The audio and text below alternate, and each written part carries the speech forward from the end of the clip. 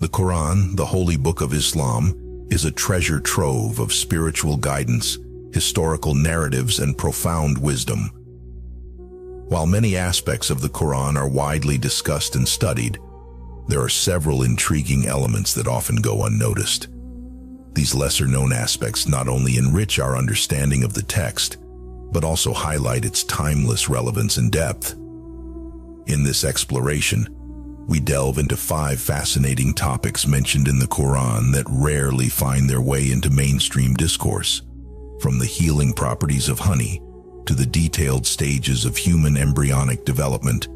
The Quran offers insights that resonate with both spiritual and scientific perspectives.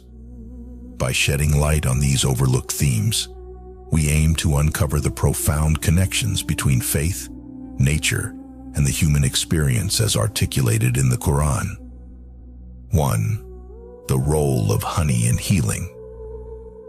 The Quran's discussion of honey and its healing properties is a fascinating intersection of spiritual guidance and natural wisdom that merits more attention than it typically receives. In Surah An-Nahl 1669, Allah states, "There emerges from their bellies a drink, varying in colors, in which there is healing for people. Indeed, in that is a sign for a people who give thought." This verse is not merely a poetic reflection on the sweetness of honey, but rather a profound observation about its medicinal benefits and a call to consider the wonders of the natural world. Honey, as described in the Quran, is produced by bees, creatures that are mentioned with a sense of reverence and wonder. Bees are depicted as following a divinely inspired path, gathering nectar from flowers and producing honey, which serves as a healing substance. The Quran's mention of honey predates modern scientific discoveries about its medicinal properties, highlighting the text's timeless relevance. From a scientific perspective, honey is known for its antibacterial, antifungal, and antioxidant properties. It has been used in various cultures for thousands of years as a natural remedy for numerous ailments. The Quran's reference to honey's healing properties is supported by contemporary research that validates its effectiveness in treating wounds, burns, and infections. Honey's high sugar content creates an environment that is inhospitable to bacteria, while its enzymatic production of hydrogen peroxide adds to its antimicrobial qualities.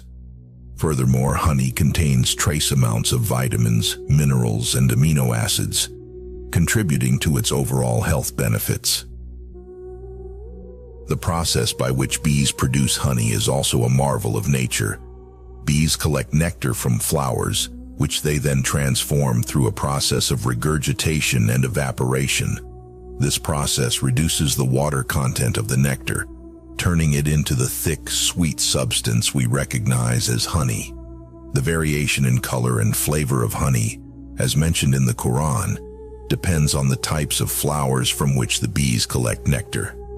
This diversity not only adds to the sensory appeal of honey, but also to its range of medicinal benefits, as different floral sources contribute different compounds and nutrients.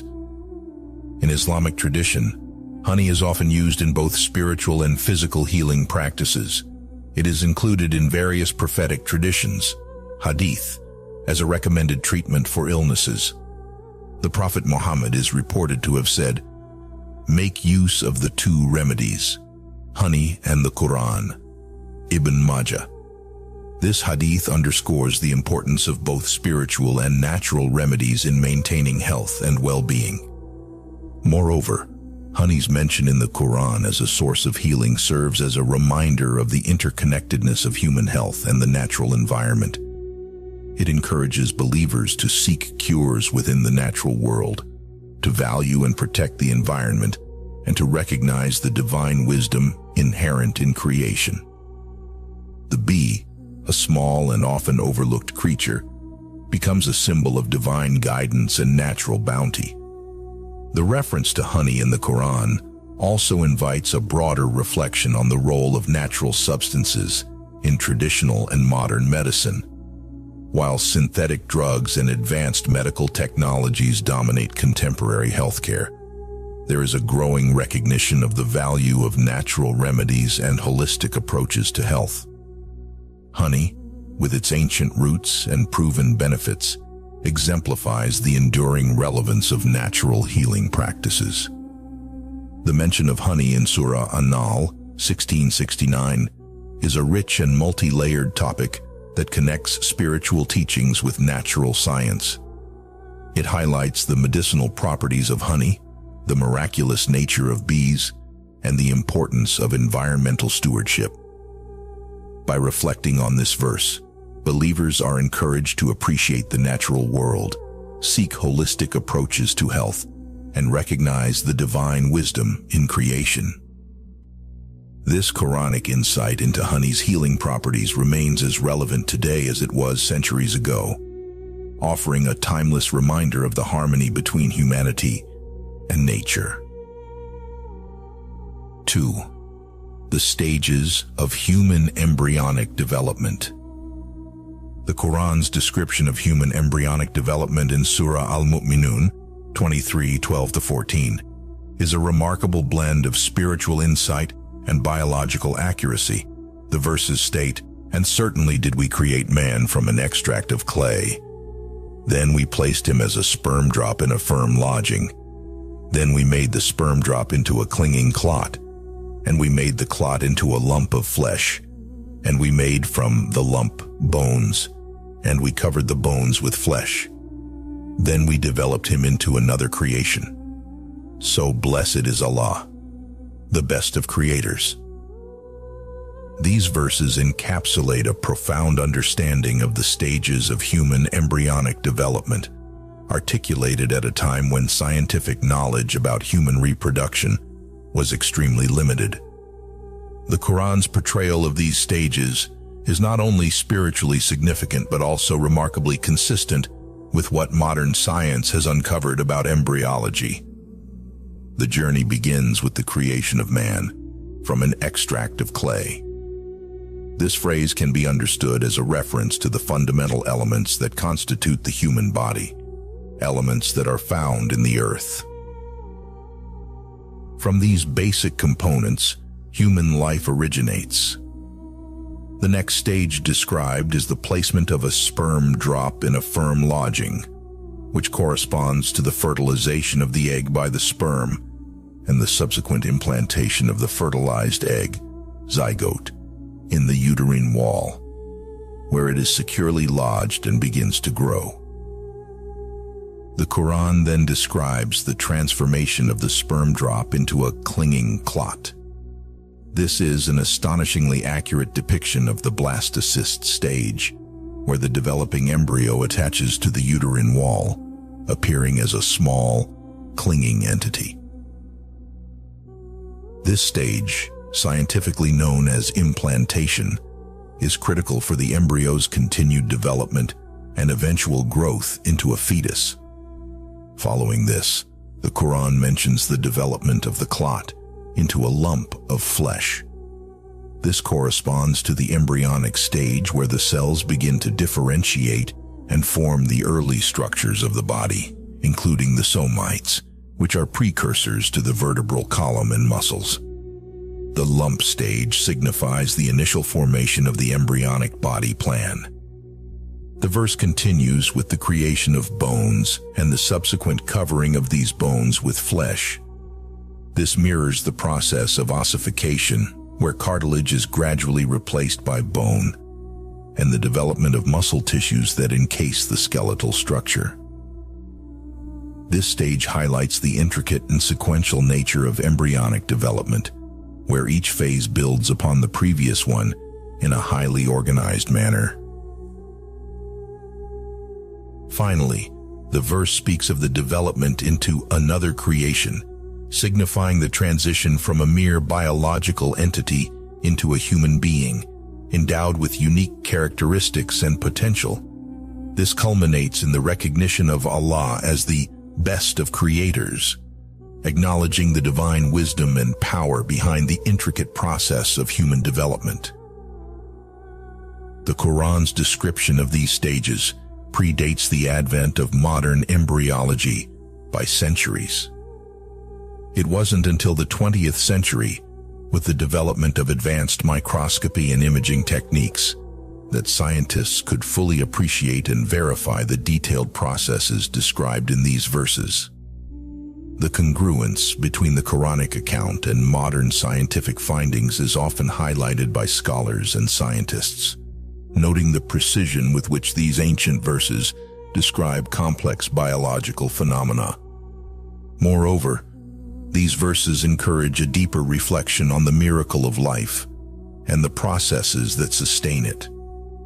They invite believers to ponder the wisdom and creativity inherent in the natural world, fostering a sense of awe and gratitude towards the Creator. The embryonic development described in the Quran serves as a powerful reminder of the interconnectedness of all life forms and the meticulous design that governs their existence. In the context of Islamic teachings, these verses also underscore the sanctity of human life and the importance of respecting and protecting it from its earliest stages. The Quran's detailed account of embryonic development affirms the significance of each phase of life, encouraging a compassionate and respectful approach to issues related to human reproduction, development, and healthcare. The portrayal of human embryonic development in Surah Al-Mu'minun 23:12-14 is a testament to the Quran's profound insight into natural processes. It highlights the remarkable alignment between ancient spiritual teachings and modern scientific understanding, offering a timeless reminder of the divine wisdom embedded in the creation and development of human life. These verses continue to inspire awe, reflection, and a deeper appreciation for the miracle of human existence. 3. Environmental stewardship. In Surah Ar-Rum 30:41, the Quran addresses the issue of environmental stewardship with a profound message. Corruption has appeared throughout the land and sea by reason of what the hands of people have earned, so he may let them taste part of the consequence of what they have done, that perhaps they will return to righteousness. This verse highlights the interconnectedness between human actions and the state of the environment, emphasizing the responsibility of humanity to maintain the balance and integrity of the natural world. The phrase "corruption has appeared throughout the land and sea" can be interpreted as a reflection on the various forms of environmental degradation caused by human activity. This includes pollution, deforestation, climate change, loss of biodiversity, and the depletion of natural resources. The verse suggests that these negative outcomes are not arbitrary, but are directly linked to human behavior and decisions. This perspective is remarkably prescient, considering the current global environmental crises that are largely driven by industrialization, overconsumption, and unsustainable practices. The Quran's call to environmental stewardship is not just a matter of maintaining physical health and well-being, but it is also a spiritual and ethical obligation. The verse implies that the environmental corruption we witness is a result of what the hands of people have earned, indicating a moral responsibility. This concept is deeply rooted in the Islamic principle of Khalifa, or stewardship, where humans are regarded as caretakers of the earth, entrusted by Allah to protect and preserve it. This stewardship is a form of worship and a demonstration of gratitude for the bounties provided by the Creator. The environmental message in this verse also serves as a warning and a reminder of the consequences of neglecting our responsibilities. By allowing humanity to taste part of the consequence of what they have done, the Quran underscores the idea that environmental degradation can lead to suffering and hardship. This suffering is meant to prompt reflection and a return to righteous and responsible behavior. In this sense, The environmental challenges we face are both a test and a wake-up call, urging us to reconsider our relationship with the natural world and to adopt more sustainable practices.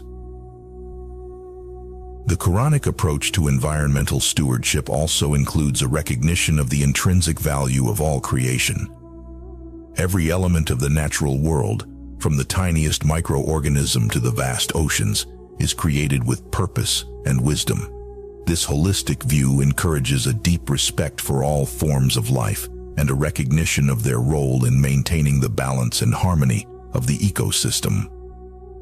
By disrupting this balance, humanity not only harms the environment, but also undermines the intricate web of life that supports all existence.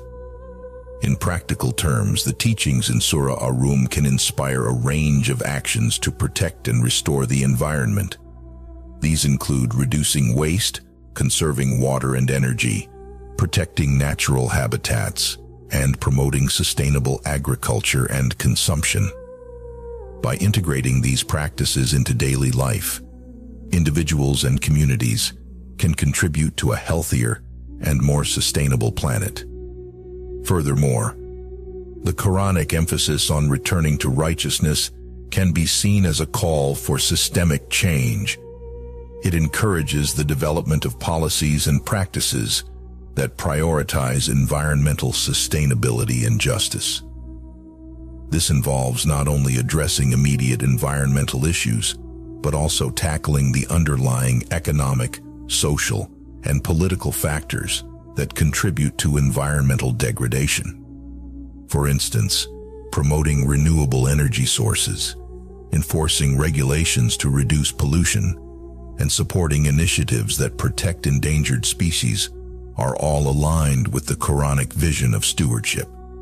The role of education in fostering environmental stewardship is also crucial. By raising awareness about the Quranic teachings on the environment and the scientific realities of environmental challenges, educators can inspire a new generation to take action. This can be achieved through integrating environmental education into school curricula, organizing community-based environmental projects, and leveraging media and technology to spread awareness. Surah Ar-Rum 30:41 offers a timeless and profound message about the importance of environmental stewardship. It highlights the consequences of human actions on the environment, underscores the ethical and spiritual responsibility to protect the natural world, and calls for a return to righteous behavior. By embracing these teachings, individuals and communities can contribute to a more sustainable and harmonious relationship with the earth, ensuring its health and vitality for future generations. This Quranic perspective not only aligns with modern environmental science, but also enriches it with a deep sense of moral and spiritual purpose. 4. He, Ant, and Solomon. The Quranic account of the interaction between Prophet Solomon, Sulaiman, and the ants in Surah An-Naml 27:18-19 provides a unique and insightful perspective on the communication and organization within the animal kingdom. The verses narrate, "Until when they came upon the valley of the ants, an ant said, 'O ants, enter your dwellings that you not be crushed by Solomon and his soldiers, while they perceive not.' So Solomon smiled, amused at her speech, and said, 'My Lord, enable me to be grateful for your favor which you have bestowed upon me and upon my parents, and to do righteousness of which you approve, and admit me by your mercy into the ranks of your righteous servants.'" This passage not only highlights the miraculous ability of Prophet Solomon to understand the speech of animals, but also draws attention to the complex social structures and communication methods of ants, which have been subjects of scientific curiosity and admiration. The story begins with Solomon and his army approaching a valley inhabited by ants. The ant, perceiving the potential danger posed by the approaching army, warns its fellow ants to retreat into their dwellings to avoid being inadvertently crushed. This account reflects a high level of organization and communication among the ants, attributes that modern entomology has confirmed. Ants are known for their sophisticated social structures, with roles and responsibilities distributed among different members of the colony. They communicate using chemical signals, pheromones, sounds, and touch to coordinate activities, such as foraging, defense, and nest maintenance. Solomon's reaction to the ant's speech is one of amusement and gratitude. His smile and subsequent prayer reflect his recognition of the wisdom and intricate design present in all creatures, no matter how small. Solomon's ability to understand the ants symbolizes a broader theme in the Quran: the interconnectedness of all life and the importance of recognizing and respecting the diverse forms of communication and intelligence in the natural world. The story also emphasizes the ethical treatment of all living beings. Solomon's army could have easily trampled the ants without noticing, but the ants' warning and Solomon's understanding prevent unnecessary harm. This interaction teaches a lesson about the importance of being mindful of the impact of human activities on other creatures. It calls for compassion and consideration for all forms of life, promoting a sense of stewardship and responsibility towards the environment and its inhabitants. Moreover, the ant's speech and the subsequent dialogue between Solomon and Allah highlight the theme of gratitude and humility. Solomon acknowledges the divine favor that has been bestowed upon him and seeks to use his abilities and knowledge to do righteous deeds. This reflects an important Islamic principle: the use of one's gifts and resources for the benefit of others, and in accordance with divine will. Solomon's prayer for mercy and inclusion among the righteous serves as a reminder of the need for humility and the constant striving for moral and ethical integrity. From a scientific perspective, the behavior of ants as described in the Quran is remarkably accurate. Ants exhibit complex problem-solving abilities and can perform tasks that seem highly coordinated and purposeful. For instance, they can build intricate nests, form long foraging lines, and even wage organized wars against other colonies. The Quran's acknowledgement of these behaviors centuries before they were scientifically documented speaks to the profound observational insights contained within the text. The Quranic narrative also invites reflection on the broader implications of understanding and respecting animal intelligence. It challenges anthropocentric views that regard human intelligence and communication as superior to those of other species. By portraying animals as sentient beings with their own forms of communication and social organization, the Quran fosters a more inclusive and respectful view of the natural world. This perspective is increasingly relevant in contemporary discussions about animal rights and conservation, encouraging a shift towards more ethical and sustainable interactions with wildlife. In educational contexts, the story of Solomon and the ants can be used to teach various interdisciplinary lessons. It provides a foundation for exploring topics in biology, such as animal behavior and ecology, as well as ethical discussions about environmental stewardship and the treatment of animals. It also offers a spiritual dimension, encouraging gratitude, humility, and the recognition of divine wisdom in the natural world. The narrative in Surah An-Naml 27:18-19 is a rich and multifaceted account that highlights the complexity and intelligence of ants, the ethical treatment of all creatures, and the importance of gratitude and humility. It underscores the interconnectedness of all life forms and the necessity of mindful and compassionate stewardship of the environment. By integrating these insights, individuals can develop a deeper appreciation for the natural world and a more responsible approach to their interactions with it. The story of Solomon and the ants remains a timeless reminder of the wisdom embedded in the Quran and its relevance to both spiritual and scientific pursuits. 5. The mystery of the sleepers of the cave. The story of the sleepers of the cave, known as Ashab al-Kahf, is a fascinating and mysterious narrative found in Surah Al-Kahf 18:9-26. This account tells of a group of young men who sought refuge in a cave to escape religious persecution and were miraculously put to sleep by Allah for several centuries. When they awoke, they found that the world around them had significantly changed and their faith had been vindicated. This story, rich in themes of faith, perseverance, and divine intervention, offers profound lessons and insights that are often overlooked. The narrative begins by introducing the young men, who were devout believers in a time of rampant idolatry and oppression. They fled their city to preserve their faith, seeking refuge in a cave. In verse 18:10 they pray, "Our Lord, grant us mercy from yourself and provide for us guidance in our affair." This prayer highlights their reliance on divine guidance and mercy, a central theme in their story. Their faith and determination to stay true to their beliefs, even in the face of severe adversity, underscore the importance of steadfastness and trust in divine providence. Allah's response to their prayer was to put them into a deep sleep, which lasted for centuries. Verse 18:11 states, "So we cast a cover of sleep over their ears within the cave for a number of years." The specifics of their sleep and its duration are left ambiguous, adding to the miraculous nature of the event. This prolonged sleep can be seen as a symbol of divine protection and the suspension of normal earthly concerns, allowing them to escape the immediate danger and emerge into a transformed world. The condition of their sleep is described in detail in verse 18:18.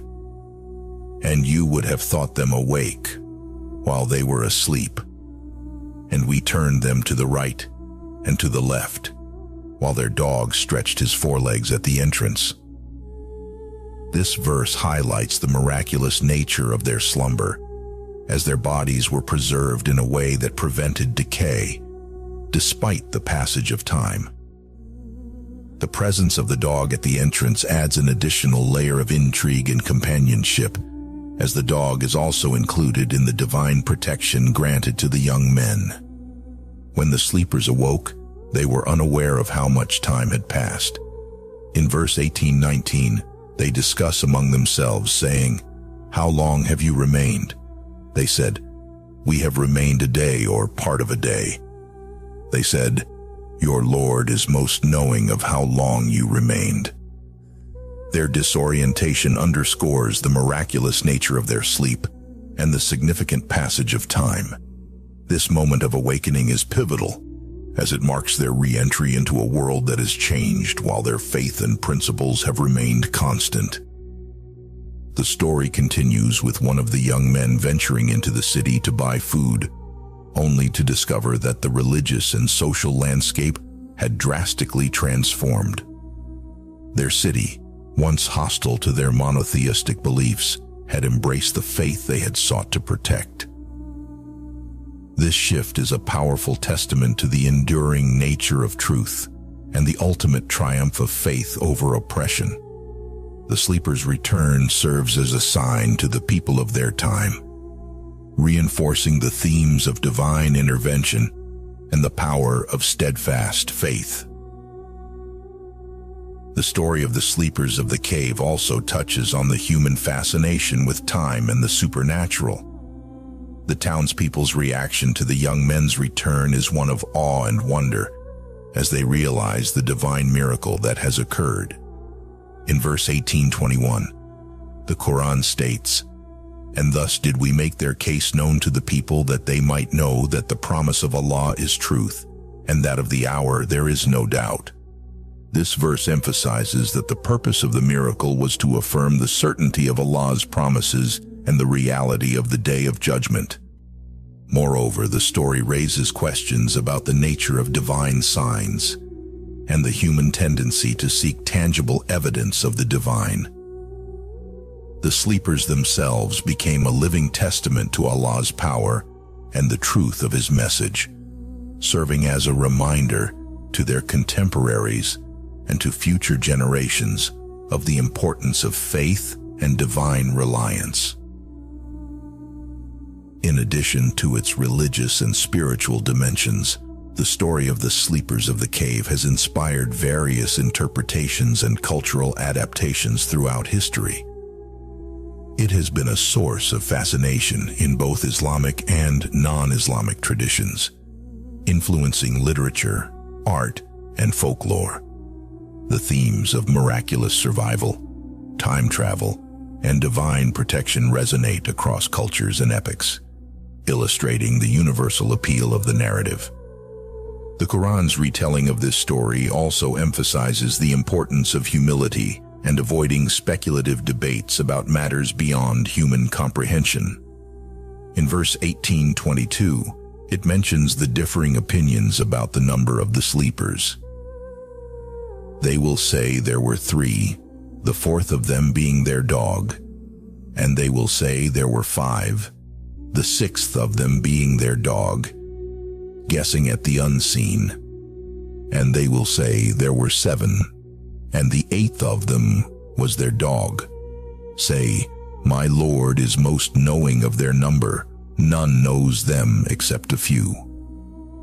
This verse advises against unnecessary speculation and reminds believers to focus on the essential lessons of the story, rather than getting caught up in details that are ultimately known only to Allah.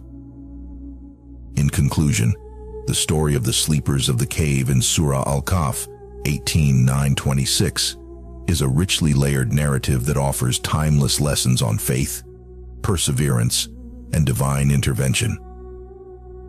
It highlights the power of steadfast belief in the face of adversity, the miraculous nature of divine protection, and the ultimate triumph of truth. The story also serves as a reminder of the importance of humility and reliance on divine wisdom. By reflecting on this narrative, believers can draw inspiration and guidance, reinforcing their faith and commitment to righteous living. The Sleepers of the Cave remain a powerful symbol of the enduring nature of faith and the certainty of Allah's promises.